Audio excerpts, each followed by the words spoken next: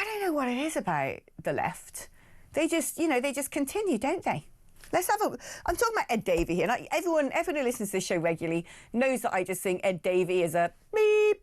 Actually, I don't think he's a beep beep. I think he's a moron, but a stronger version of that word. This is a man who, frankly, was a disgrace to democracy because during the general election campaign, he decided to surround himself by water by constantly being on a jet ski or doing boneheaded things in a Lido, sort of water aerobics and all of this, so nobody could ever get to him and ask him a question. I can't remember a single policy that came out of his mouth. I can't remember a single interview where this Egypt was held to account on anything.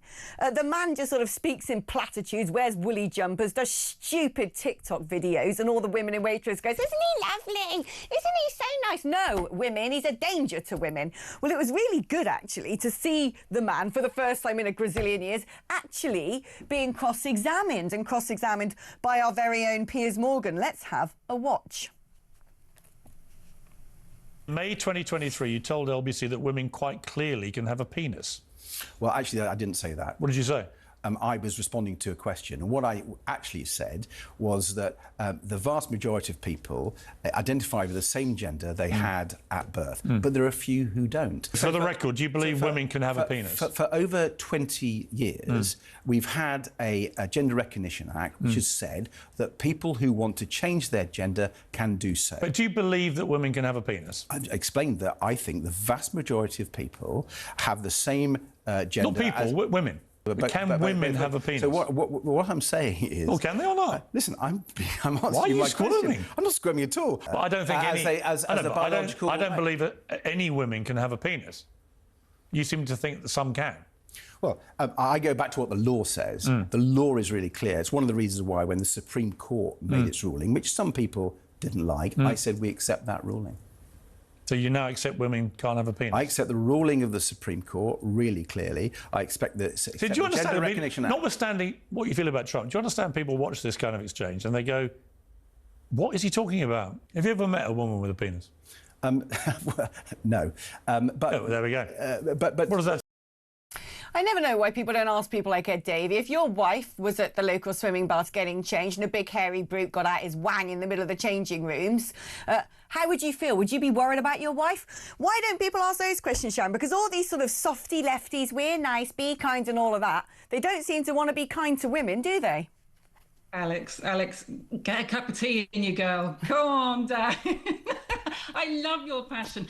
It is infuriating, isn't it? Particularly when at the end of that conversation, he said that they accept, you know, the Supreme Court ruling in April. Well, obviously they don't, because you were right. You know, the policy of the Lib Dem party is self-ID. It still is self-ID. And they're not telling people that vote Lib Dem that that's their case. So in other words, any man could rock up to a swimming pool that day and decide to identify and go in with little girls and get changed. It is not acceptable.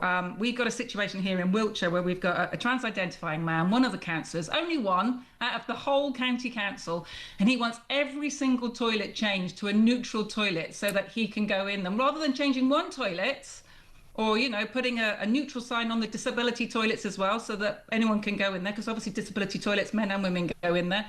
But no, he wants every single toilet changed at the expense of, you know, the local councillor so that he can feel happy and isn't made to go in the men's toilet. It's crazy. We've got to get to a place where we understand that biological sex actually matters. I don't care what anyone wears. I don't care what they call themselves. I believe everyone should be allowed to do sport. But biological reality is reality. You know, sex is terribly important when it comes to statistics, when it comes to safeguarding, when it comes to sport. And one of the other things with the Lib Dems in particular, which is really worrying, even though we have that Supreme Court ruling and they say that they're accepting it, actually they're really not, because when they have figures for women on committees and panels, they're still allowing men who identify as women or non-binary to take those positions.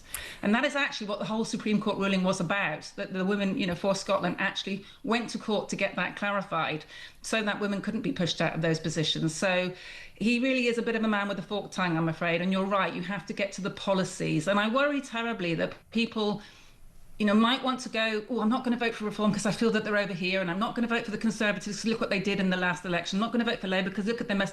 I'll just vote for Lib Dem. And they're not even checking what Lib Dem are standing for, and that's what's really, really important. Oh, I know. That was their whole sort of structure, the whole, oh, don't vote for the other parties, vote for us because we're nice. And they didn't answer a single question. The man was constantly on a body of water. I like the water bit. I mean, I'm happy doing the water. In the water bit, you know, I was there, right? So, I know, right? Yeah, you should invite him over to an Olympic swimming pool and put him through his paces.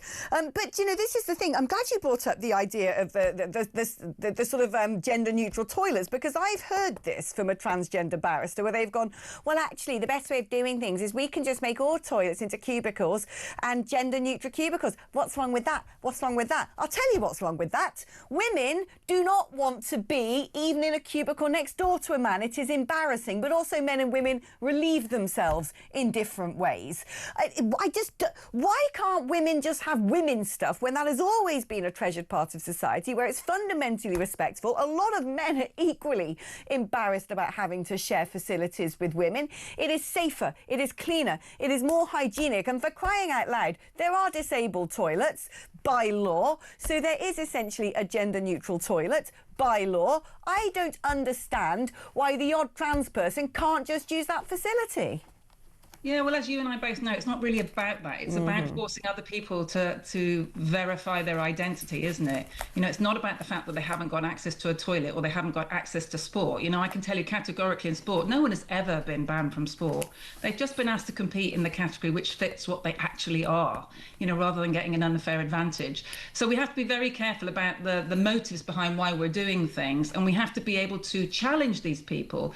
And I know in Wiltshire in particular, you know, people are frightened to challenge this particular individual, and that's not right. And it's the same on boards, it's the same in schools. I mean, you know, they tried very hard to put neutral toilets into schools, and what they found was that the girls were not going to the toilet all day.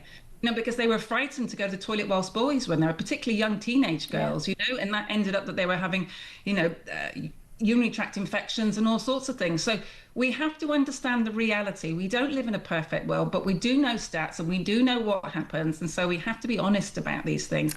And yes, we can create third neutral spaces, but it shouldn't be at the sacrifice of, you know, women's dignity, privacy and safety, or opportunities when it comes to sport. Yeah, it's funny, isn't it? The kindness and compassion is always going just one way, not in the other direction. Sharron, it's been a privilege and a delight to catch up with you.